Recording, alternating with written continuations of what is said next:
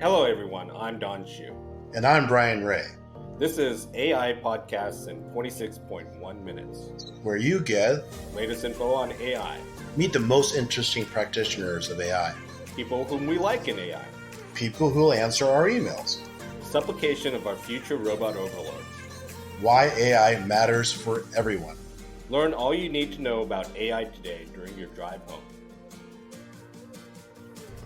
It's hard to believe that this is already our 8th episode, 8 straight weeks of AI podcast. We'll continue to bring great content every week for 26.1 minutes. And we really appreciate your listening. We want you to spread the word and give us 5 stars if you believe we deserve it on Apple or Spotify. And please notify your friends so we can continue doing this podcast. Thank you. Hello, everyone. Welcome to 26.1 podcast for AI. Today, we have Rajiv Shah. He's a data scientist at DataRobot, previously at Caterpillar and State Farm as data scientist, and the adjunct associate professor of U of I. Welcome, Raj. Thank you so much for having me. Can you tell us a little bit about your background here? Give our audience just a couple sentences on how you got in front of us today. Yeah, it might be a bit more than a few sentences, but it's been a long journey into data science where I kind of started off as an academic with an interest in engineering, with an interest in doing studies around quantitative and qualitative studies, kind of brought those two together. Data science popped up. And so the last few years, I've been a data scientist, as you mentioned, at places like State Farm and Caterpillar, and then joined DataRobot about 2 years ago. Hey, welcome, Raj. Don Shu here. And just also noticed you've had something blow up on Reddit regarding a Nature article that mentions you. Care to share on that? Yeah. So, and the start of the story happened about a year ago, where I was just browsing the data science news, and saw this paper that was appeared in Nature that was using some deep learning techniques to help predict earthquake aftershocks. And so that was pretty interesting, and I started looking into it, and I started digging into it. And once I read the article, there were some my kind of data science spider sense started going off, that there were some things that were a little bit unusual in the article. Started digging into it, was able to get the data set that the original authors used, looked into it, and found that there was a number of issues. The biggest was that when they built their model, they actually had what we call data leakage, where there was information that leaked between their test and trained set, and really led to an unrealistic model. And the consequence of this unrealistic model is you really can't trust the performance that was reported in this paper. So I wrote up all my results, I put a blog post out there, I shared out all the code for making it reproducible. And it's really touched off a nerve in the data science community around issues of reproducibility, around how kind of Google and Harvard and these places get into these journals real easily, as well as issues around data science methodology. So this is a big theme in our podcast lately, is the idea of misuse of things particular to deep learning, or the way that the data science is delivered. What's the root cause of this discrepancy? Is it the complexity of the problem, or is it the lack of knowledge of how to go about it? Why did we get into this shape of having to argue about the details of data leakage and other things? Yeah, I think there's a lot of reasons for it. Part of it is data science as kind of a methodology and profession is really in its infancy if you just consider how far it's gotten in the last few years.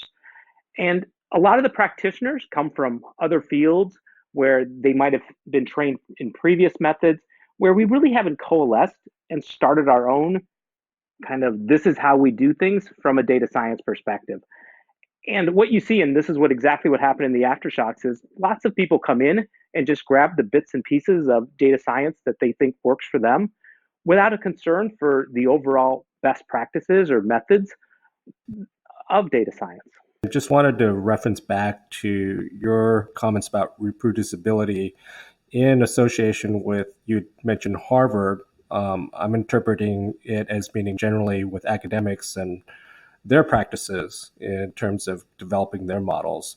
And I find that interesting. I'd love for you to expand on that. We've had Rachael Tatman on, who earned her PhD in linguistics from University of Washington, for example.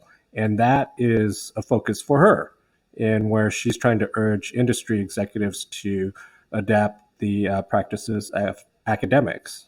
So that's why it's really interesting that you brought that up in relationship to academic institutions and the researchers working there. Yeah, and the reason I brought up Harvard is not that the folks there don't know how to do data science. Part of it is within Harvard, there's lots of colleges, lots of people. Some of them have a history of using data science tools and methods, understand them. Others are just dabbling and they're new to that. The other piece that's relevant with Harvard is when it comes to publications. And one of the pieces of feedback I got back from a number of people is that they feel that a lot of the publications are dominated by a few of the large colleges and research institutions.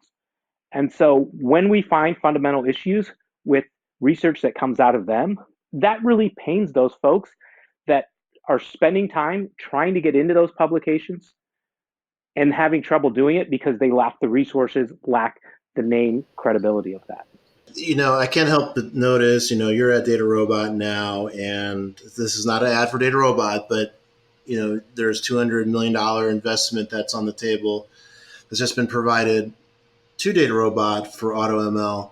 And I'm just interested on your perception on research for, academia versus research for things like providing AutoML to businesses. So I imagine some of that money has to go through research for Data Robot improvements. Is there a distinction? What is your favor? Does there need to be a balance between the two? It's a great question. I think it's something that we don't really often explore. Is you're right, there is quite a bit of difference between academic research and the research, for example, we do internally inside Data Robot. So academic research, for example, right, you go out, you find some problem, you get your data sets, and then you run your results, and then you go and you try to publish them. And publishing goes through typically the peer review process, which can take some time to do. In contrast, the research I do, and I help do some of the AI research inside Data Robot, there we're much more focused on can we get results right away that give us insights on how better to develop the technology, how better to give advice to our customers. And we're not as much pained with having to make sure that I run this exact same thing and have the scripts ready to go so another researcher could review it. It's much more practical focused rather than having to worry about have I written up my literature review to cover all the different types of articles that have been discussed in the history of this topic. On your personal journey here, where you've gone through and you've worked at these organizations and you've been challenging them to educate themselves on these tools, and now you're part of an organization that provides these tools more directly.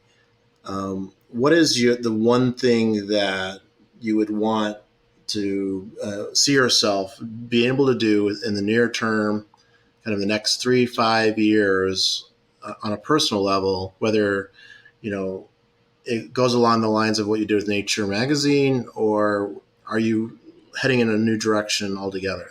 Whew, that's a tough question. I'm really not that good of a planner in terms of what I want to do 3 to 5 years from now. I just really enjoy giving people insights about how to use data science, how to be able to solve problems. So in the short term, I see myself kind of working in that way. 3 to 5 years, I have no idea. There's going to be some new cool stuff by then that I'm sure I'll be jumping into. Is there anything that scares you regarding AI and machine learning and where it's leading? Is there anything that should be a precautionary tale to the folks out there that are the consumers of AI, which is just about everybody here today? Yeah, scare might be a little bit of a strong word, but there are some concerns. And the thing is as a field, I think there's most of the folks that actually practice it understand a lot of these things, but there's still just a lot of hype and interest around AI and machine learning that's only surface deep. And so you get some issues that kind of keep happening. For example, kind of the over exaggerated love of deep learning that, yes, deep learning is really great when you're working, for example, with unstructured data. I mean, it just blows away the existing benchmarks by far. But on the other hand, we shouldn't think that deep learning is going to solve every type of data science problem, and it's not the one approach. So I'll mark you in the optimistic column for AI, and we're not going to be serving the robot overlords soon. Going back to what you said about trying to get more people into deploying AI and solving problems with it, in just general software, there's been a lot of folks saying that we need a general literacy for the widespread populace. Do you feel for AI, maybe there's an opportunity to fill in people on, say, prediction and math on probability? And should that be a part of everybody's understanding since they're already interacting with AI on a daily basis? I think you're right on in terms of some of those concepts that we use in AI and machine learning. We need those to be kind of in the air, that everybody needs to be able to understand them to some level, such as understanding what a probability is, for example. Now, on the other hand, I don't go so far as thinking that everybody, for example, needs to learn to code.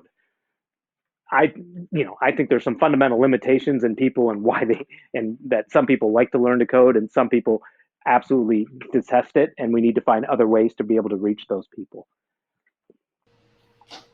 So one thing that we ask on this podcast quite frequently is regarding how well understood the business is of prediction in general. And, how those different roles you just mentioned, well, sometimes how well they understand prediction, but is that conversation occurring more now than you saw it before? Do you think we're finally to the point of, people understanding what it means to have a false positive and things like that? Or is it still going on where there's a gap of understanding? I think across businesses, we've made a lot of headway in the last, let's say, 3 or 4 years than where we were. But of course, there's still areas that aren't very familiar with it. There's areas that have been using algorithms, know the idea of a false positive for the last 30 years. But I think as a whole, the culture is becoming a little bit more understanding of a lot of these AI and And machine then learning. for those who want to get up to speed and get to your level of understanding, or at least near it, on data science in general, what is your advice to those trying to educate themselves? And I'm speaking a bit about the plethora of online courses versus sitting down and reading a book versus taking a master's degree program in data science. There's so many different avenues right now. What is your recommendation as the best practice right now for those coming of age in the area? Yeah, I mean, I think it's awesome that there's so many resources available. And I think what people can do is just match their learning style, their willingness to be able to kind of pull themselves up with what works best. Some people can just go fine with just free online courses. Other people might need a more mentored approach. I mentored a place called Springboard that has kind of a mentored approach with a curriculum. Other people might want to sign up for that master's program. They want that piece of paper, but also the structure of the courses. I think they're all great ways to get there. What I always emphasize to kind of the students I work with is solving real problems. I think this is where you actually learn a lot of what you need to know. Homework problems are nice. You'll kind of understand some concepts, but going and taking a problem that no one else has done before and attacking that's how you're going to really learn things from nuances that you wouldn't have otherwise understood or cared about in terms of how to do data prep, getting your data all together in one piece, as well as it's not the textbook data set. You might have a little bit different settings when you go and run those algorithms.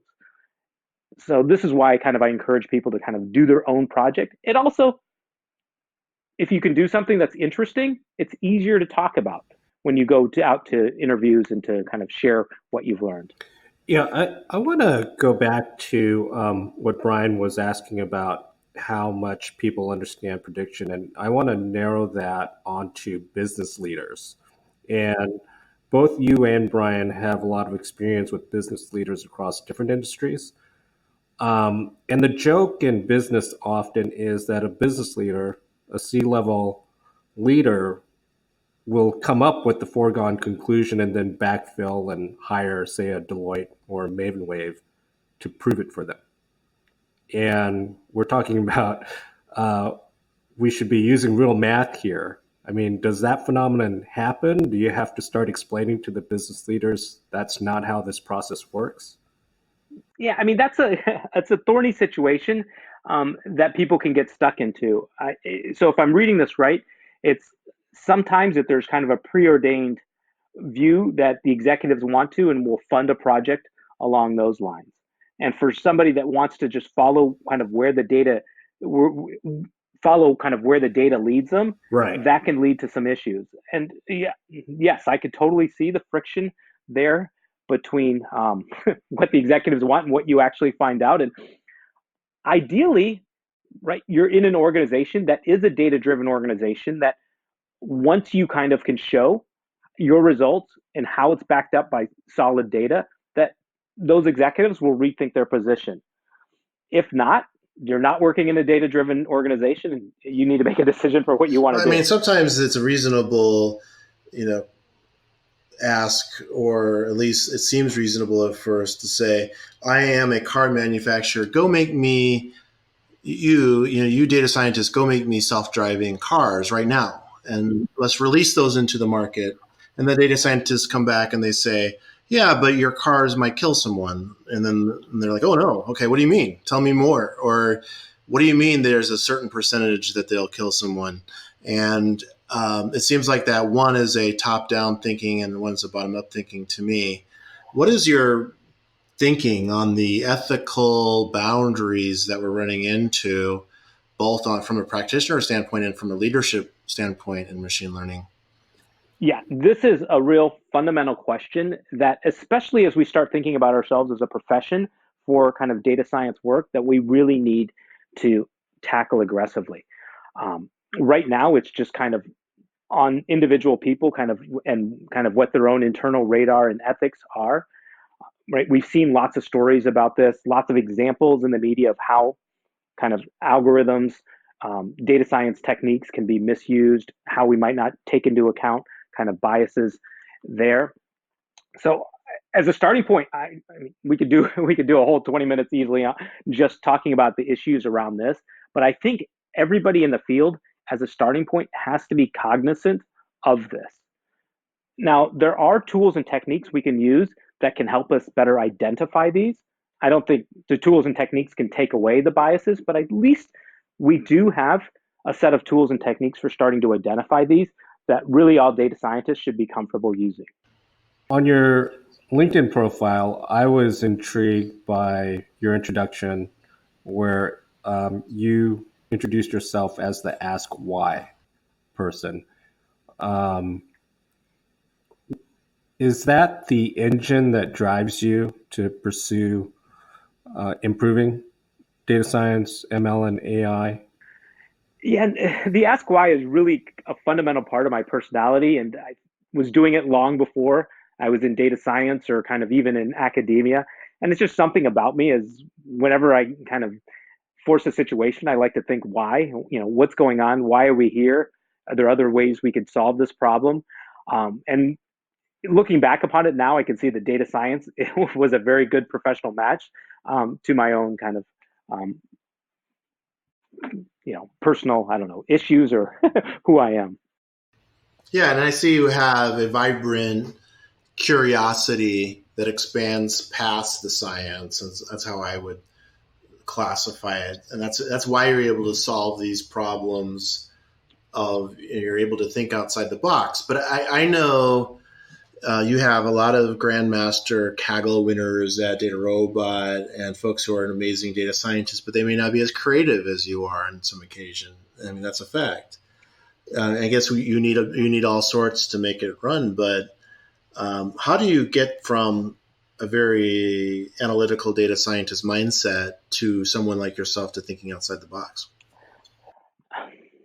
So I think a lot of the kind of this first generation of data scientists actually are a little bit closer to kind of my way of thinking. And partly I think if you kind of the formation of data science in the last 5 or so years was we had all these new tools and techniques. There were some open source tools to be able to do it, but there wasn't a formal curriculum to do it. To learn these techniques, you had to be internally motivated to go out and do it. Typically, you'd have to have some type of problem that you were solving, because otherwise, why go out and learn these tools? So I think a lot of the early data scientists actually kind of share with me this innate curiosity of understanding why things are and looking for ways to solve the problem. And it's actually something that I look for when I interview people, is because yes, you might understand how the tool works today, but we all know 2 years from now, we're probably going to be using a different tool set. So we need people that are willing to quickly able to learn new approaches to be able to continually to improve as a data scientist. With your mindset that's pursuing creative solutions and you're actively seeking the most appropriate tools, does it ever feel lonely? Because most folks just kind of accept certain stereotypes or status quo. And bringing up math, data, any of the tools to deploy AI, a lot of folks will just kind of shrug it off. Mm-hmm. And so I see this all the time when I'm working with my kids on their math homework, right? Like, why do I care about this? What is it? It doesn't have any connection. The great thing about working with AI and machine learning is there's so many interesting problems that everybody can connect to in one way or not that you can apply them to. So it makes it a lot more fun and a lot more interesting to introduce these concepts than just traditional kind of here's a normal distribution. What about, I mean, when I took computer science program in Chicago, I also had to minor in mathematics, and maybe that's a good thing. And you're associated with University of Illinois too. What is the balance? What is the balance between how much boring technical stuff you need to know versus how much fun problem solving you get to do? It's a good question, and partly I think will depend on who the person is, right? If you're somebody that's much more logical, much more math driven, you're probably going to focus on that piece when you kind of get into the field. But the nice thing is because the field has lots of different tools, lots of different approaches, you don't have to be kind of a math virtuoso to be able to use these tools in a very productive way. But on the other hand, if you don't have that math knowledge, there's only so far you're going to go with your understanding of the tools. And so this is why I often push people, yes, you can learn a lot of the stuff without the math, but at some point, to be able to get a better understanding, you at least have to have a basic grasp of what's going on there. Does that help? Does that kind of get at what you're asking? It does, and I think that basic grasp it's hard for some people, I believe. Mm-hmm. Sometimes they struggle on the balance between things, and some other people get it more naturally. They understand it more naturally. So I think it's absolutely essential to be able to understand the math, but it's very important everyone sees the bigger picture and the problem you're trying to solve. And this is where the role of things like automation come into play. When I give these talks, I often use the analogy of cameras and how cameras have changed over time. Right? When my dad had a camera when I was a kid, it was this like 35 millimeter camera, and you had to understand like f-stop and exposures, and there's all these different settings to be able to like take a good picture. Right now, it's just automatic when I pull out my iPhone, and it even has like things like low like night mode and all of that stuff. So there are ways that we can kind of take that away, so folks don't have to necessarily use the math to just be able to do basic functionality with it. Now, the folks that are designing these systems on the back end, yeah, they're going to have to know the math. In order to stay within our 26.1 minutes, we better wrap this one up. So, Raj, any good tips on where we can find you online? No, thank you so much for having me on. I've really enjoyed this opportunity to talk about these topics. If folks want to be able to follow me, I'm on LinkedIn, or otherwise you can follow me on Twitter at RajCS and then the number 4. Thank you. That's a wrap. Thank you for joining us on AI Podcast. You can reach us at ai-podcast.com or find us on Spotify or iTunes. Thank you again, and we'll see you soon.